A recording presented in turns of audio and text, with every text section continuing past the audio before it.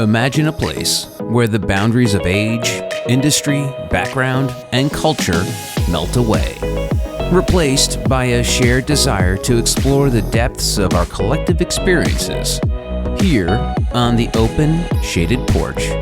Amidst an atmosphere of serenity and tranquility, leaders from all walks of life gather to share their stories, the stories that shape their very beings and doings. This is the Knowledge Mindfulness Porch with Laila Marouf. Welcome back to my talk with Rana Al-Nibari. The power of Rana's voice and vision to create meaningful impact is clear. Through her influential roles, advising policymakers, speaking at global forums, and elevating standards through esteemed memberships. Rana served as a CEO of INJAZ, a nonprofit organization that drives youth education and training in workforce readiness, financial literacy, and entrepreneurship.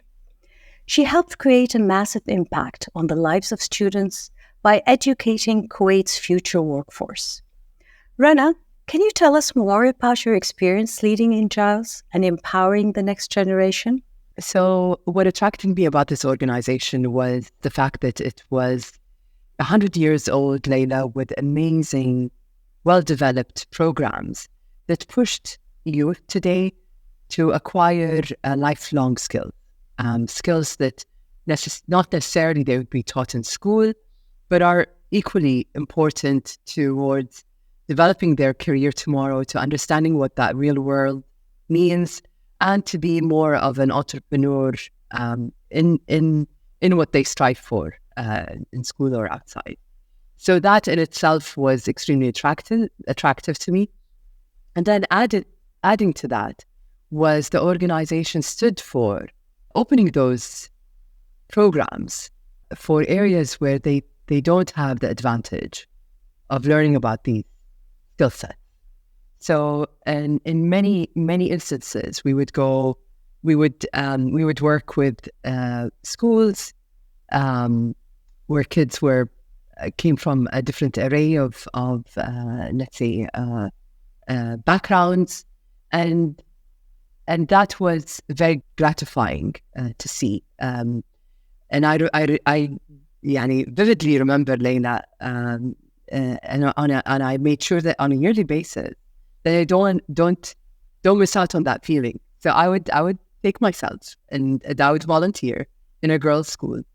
To get there, I had to have my Google Maps on and my navigation, and it just threw me off because it's nowhere that I was used to. And I would go there, and going to the classroom, of course, it was in the beginning all about who is this strange character coming in. So to everyone in that classroom, I didn't even belong to the country. And it was as if I was a foreigner, speaking foreign language, looking like a foreigner. And I thought just that piece of information that was shocking was, interesting to me, because there I was presenting them with a very different characteristic of a national that they're not used to. And then we would go into all of those conversations and sharing them, getting them to share their ideas, Laila. And I think that this went against how schools and teachers usually interact with them. So it was mind-blowing. And I would do it on a yearly basis.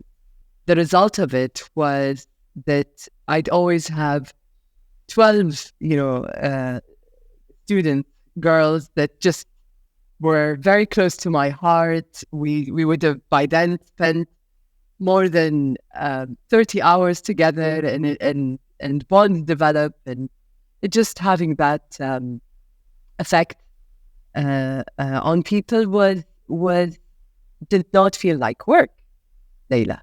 And that's what I did for 5 years. It did not feel like work. Oh my gosh, that must be your passion then. When it doesn't feel like work, that's definitely your passion.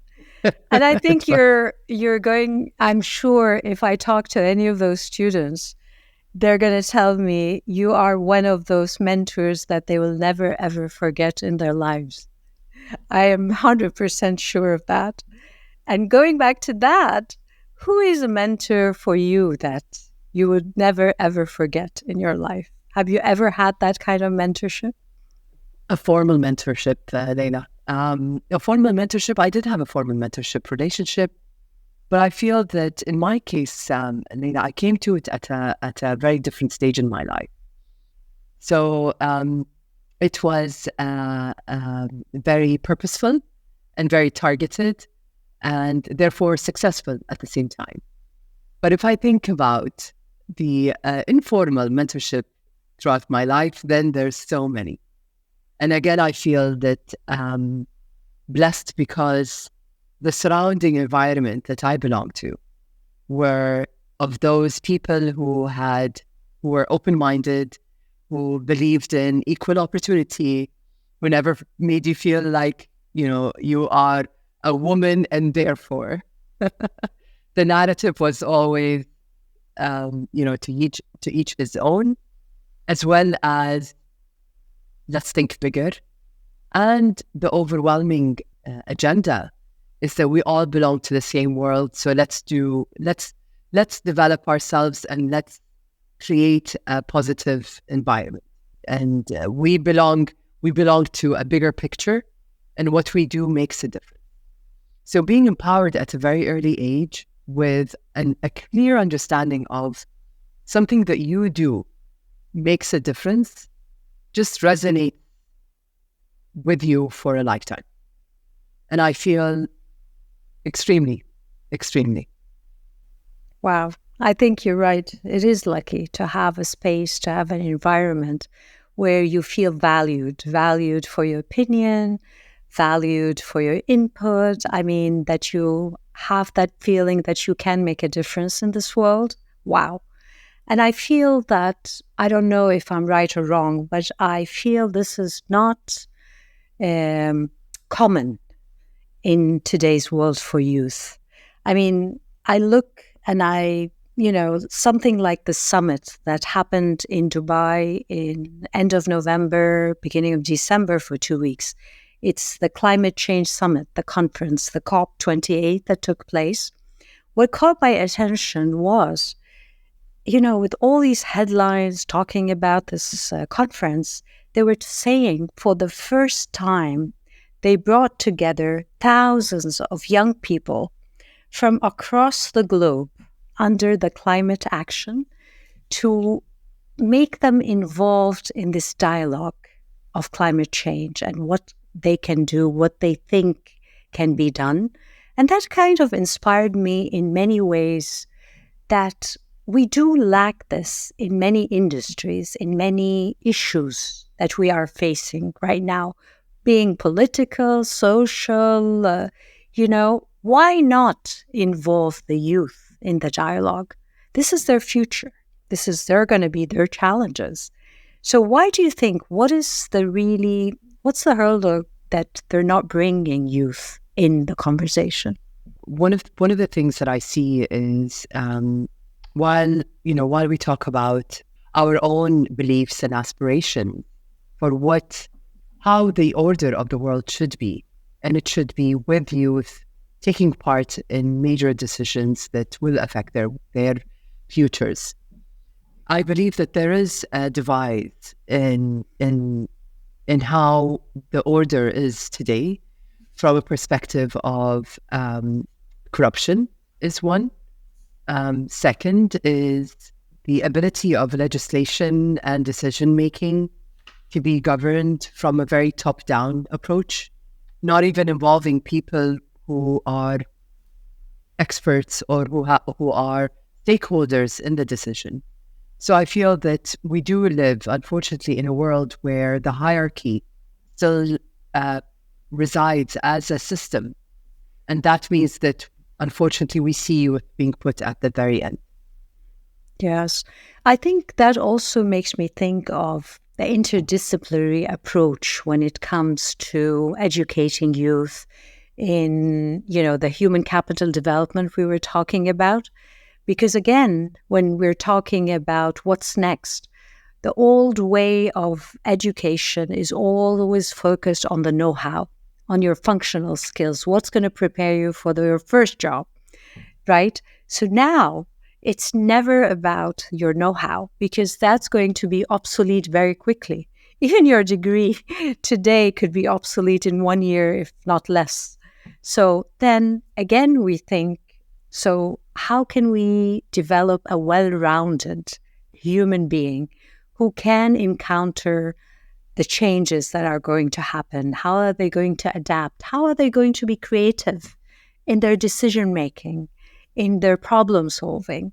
So that interdisciplinary approach really dictates openness to different perspectives.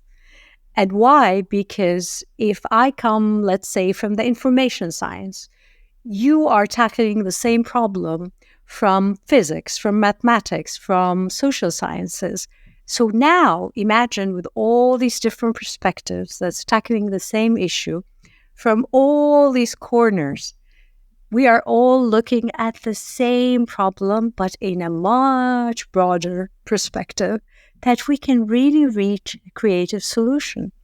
And encountering that world we're talking about, it's more complex.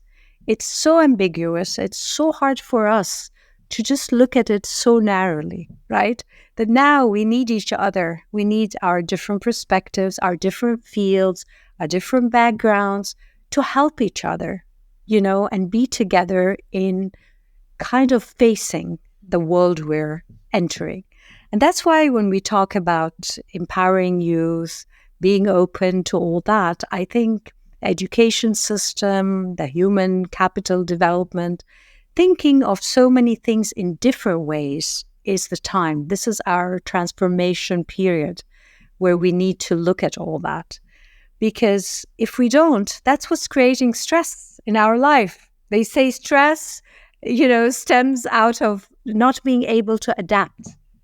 So tell me a little bit about your stress. How do you adapt to stress? How do you prevent stress in your life with everything that's going around us? One of the things, Laila, is normalizing some of the stress, saying to oneself that, well, it wasn't a perfect situation, but it's not bad either. And I think that goes towards how you deal with your mental health and how you deal with just your ability to stay above things, afloat, and a bit on the positive side. And I feel that is clearly a mechanism just for sheer survival and sheer dealing with difficult situations. On the other hand, I feel that, Laila, one of the key things that, again, is very much required and needed was to surround yourself with that board of directors, with your board of directors that become your sounding board, that become the opportunity for you to disclose and talk about your stressful day and maybe tackling some very specific situation where you believe you want to hear about how someone else has dealt with it and how you could have dealt with it in a better way. So having that openness to share and disclose, and if you can do it on a regular basis, then I feel that's one of the key things that is required. And I think lastly, perhaps it's pertinent to women more than men, but we do burden ourselves with unnecessary, overwhelming issues that need to be compartmentalized and put into place. And the sanity to say that, you know what, today, this is how much I'm going to tackle, and the rest I'm leaving till tomorrow, or they're not important enough that I'm not bothered, even if it happens or it doesn't happen in a couple of months' time. So it is a more of a characteristic that I've seen with women who are harder on themselves in looking at problems and taking on more on their plate.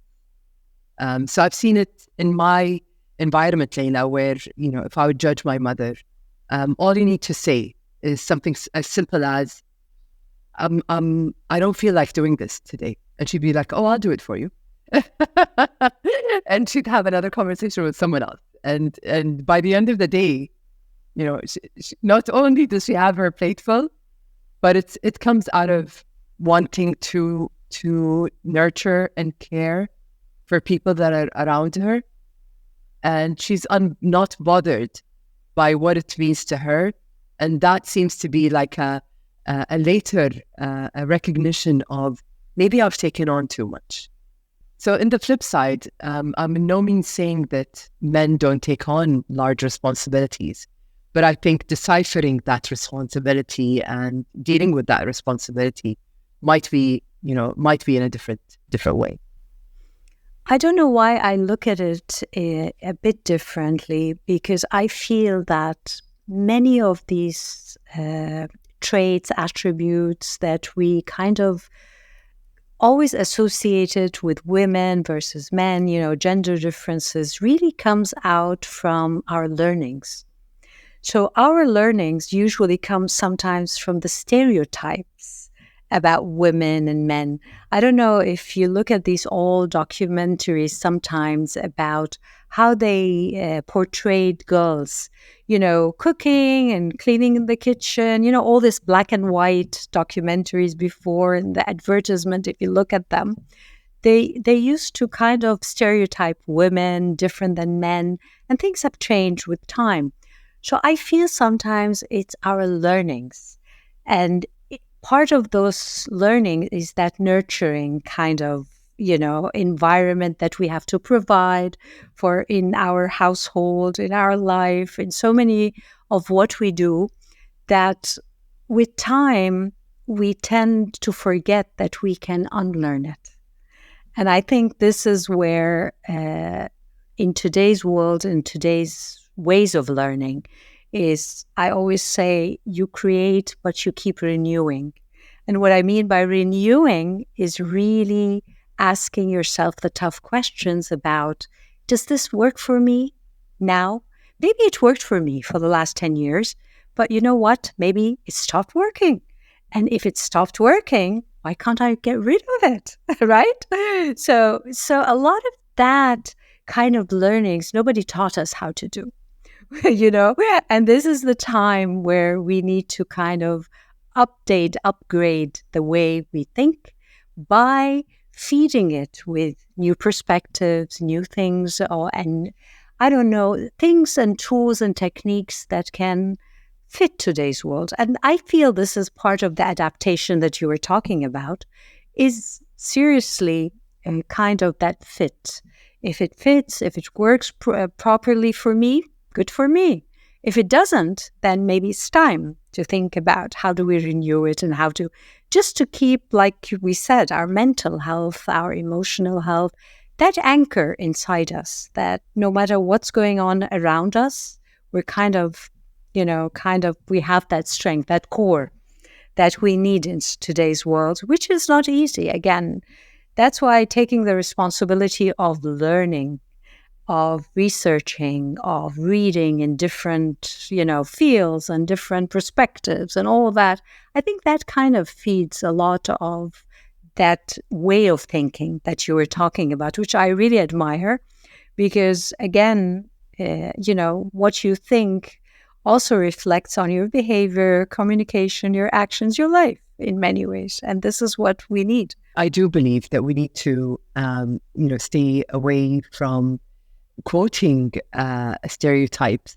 Absolutely. I think that today, as we navigate and this new, so many unknowns, I feel that you as a leader, or you as a human being or a person, will adapt to what's before you, and you will gravitate toward having those critical, let's say, traits. And those traits might not look like the stereotype traits, but these are the ones that you need to face what's in front of you. So absolutely. I think that when I refer to certain models, it is based on, research that says that we have seen a bigger percentage of women leaders with those attributes rather than men. And I'd really leave it at that, Laila. So absolutely, I see exactly what you were saying. Yes, maybe it's something interesting for research in the coming.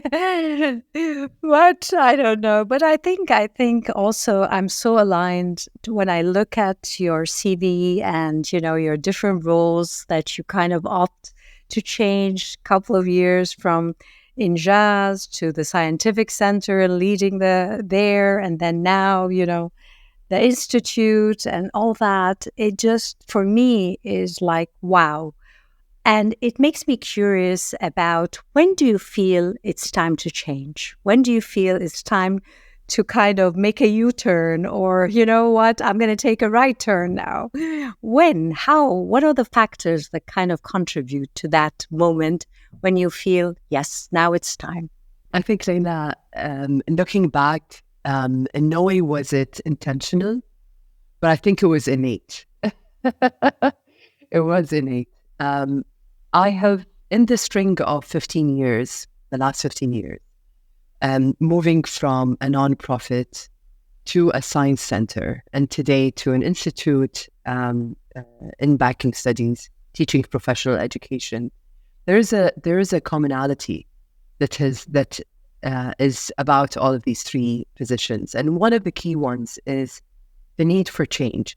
So, in accepting those challenges, I was keen on the narrative that was given at the beginning, say that here we are, this is an amazing institution, and we need to drive change, we need to adapt to this, and we need to adapt to, what's coming, and let's do planning. And I'm a sucker for strategy. So this is one of the key things that, again, puts a smile to my face. And I feel it's when I enjoy getting my hands dirty, bringing those teams and working overtime and just thinking about how do we build this amazing organization. The other element that brings all of them to me, in my mind, together, Laila, is the commonality that all of them belong to quasi or informal learning. So I've never belonged to a formal university setting, but in my role in INJAZ, here we were trying to educate and empower youth. When I see my role in the site center, again, it was about driving STEM through the center in the look and feel and the artifacts and exhibits that we had, but also in curating programs over and above that would get people excited about STEM. The third is today, looking through the lens of professional education and contributing to knowledge development in the leading sector in Kuwait, and the sector that's going through the most challenges worldwide. So these are the things that really drove me. And the moment that I feel that perhaps my work has subsided in driving the change, and there's a balance in the institution, that I feel that perhaps it's the kind of day where I'll look at another opportunity and another challenge. That's amazing. That is amazing because I think intuitively we can feel inside us when it's time, right? Sometimes you think that, okay, it's logical. I have to kind of analyze and see what are the factors. Is it the right, like context? Is it right for me economically? Is it right for me socially? You kind of use your intellect. But there's a big part of us, which is our intuitive self, that sometimes also talks to us, and we need to listen. And I think for me personally, it is a part that I listen to a lot. I used to ignore for a long time. I kind of never had the confidence in using that kind of knowledge that I had. But now I see more and more myself listening to that voice and kind of trusting in it. And when I feel something, I take it. I take that as a piece of information. I try to grasp it and then kind of mush it with my intellect and logical kind of part of my brain where, okay, you need to analyze and do all that. But really, in real life, we kind of use both. So are you like that? Do you use that intuitive part of you?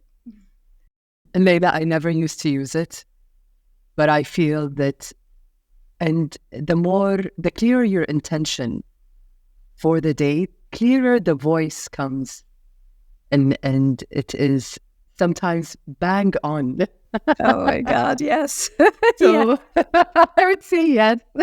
Yes. That is crazy. Because they say where your intention comes, that's where your attention kind of focus. It's like a laser beam, it becomes, So it is amazing, the clearer what you're feeling and you're confident in it, then this is where you're going to put your attention. So talking about your attention, where do you see yourself in 5 years from now, Rana? When I see myself, again, belonging to an environment where I want to drive positive change, Laila. So I feel that as long as I'm here, willing and able, that's the space that I want to be in. In what capacity, I don't know, but I am willing to always consider different challenges. And I think that's sort of a little bit apparent from the past. And I feel I still have that keen drive to inject myself in the unknown and then, swim upwards or or sideways or. That is really nice. So in a gist, I think we focus on how we can be individuals that can give back. Is always something that I feel would keep me alive and would keep me in check. At the same time, I think that merging my both worlds to mean something. So as you clearly mentioned, and I know this is a passion that we shared, Laila, is how do you bring your environment or your children or the people that are around you to adopt some of the things that you've been exposed to.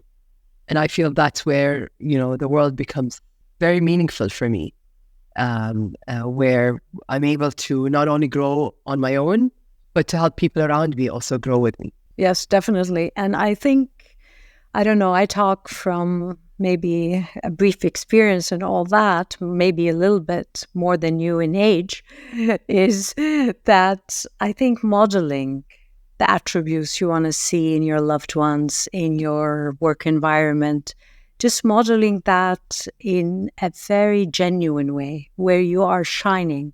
All the attributes that you want to see out there, you're doing it yourself. So kind of you're creating that aura around you, that you are inviting your children, the people you love, your work employees, wherever, just to kind of embrace that.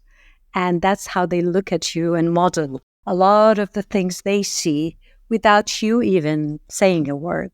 You're just creating that environment, which I think is amazing. If it comes genuinely, it has to come genuinely. People can sense, the genuine stuff. And that's where the intention comes again into the picture in many ways. So 2 last things before we end today's podcast is, what makes you happy the most? And what's the second question, Laila? What advice would you give the younger listeners? I'm always kind of inclined for the younger listeners, but let's talk about all listeners. What is the advice, your insights that you would leave them with today? What makes me happy is really and genuinely, as I go through my day and do that little mental checklist and say, check, I feel very good about this aspect of my life and I feel good about that aspect of my life. It's more about when we've had good interactions with people. If I have had good interactions with people and it's meaningful and deep, Laila, it does make me very happy. And I feel it's it's a happiness that lives longer than something that's monetary or something that is perhaps fickle in a way or another. The lasting advice that I would give to you, to keep learning. And I feel that is one of the key things that youth need to understand and hopefully adapt, is the idea and the trait that you should not stop learning. And here we are, Laila, maybe trying to emulate. But it doesn't matter how old you are, and it's not an age thing, and it's not a position thing. But there's always opportunities for you to grow yourself, and there's always opportunities to learn. So I feel if I'd leave the youth with one thing, it would be this, which is keep on learning, be an avid learner, be a creative person, and hopefully grow up to become a person who is effective in their own way, is able to give back and contribute to a better world. Wonderful. Thank you. Thank you so much, Rana, for your advice, for your insights, for all your teachings today. We keep learning from each other. And like you said, I think the most wonderful thing that really feeds our souls and hearts are these relationships, the bonds we create, the communities we feel we belong to, that will always enrich our hearts and souls, no matter where we are in this life. Thank you. Thank you so much. Thank you so much. This was amazing. I've enjoyed it. I've enjoyed our interaction. So thank you for inviting me. You're very welcome. And that brings us to the end of this week's Knowledge Mindfulness Porch. I hope you enjoyed the show. And if you did, be sure to subscribe so you don't miss any new episodes. If you have the time, we would really appreciate it if you left us a review so other amazing individuals like you can find us. Thank you for listening. See you next time.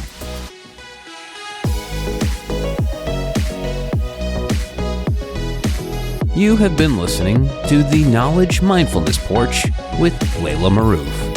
If you want to join the movement of knowledge mindfulness and shape the world of tomorrow, go to drlailamaroof.com. The Knowledge Mindfulness Porch is a production of Forbes Books.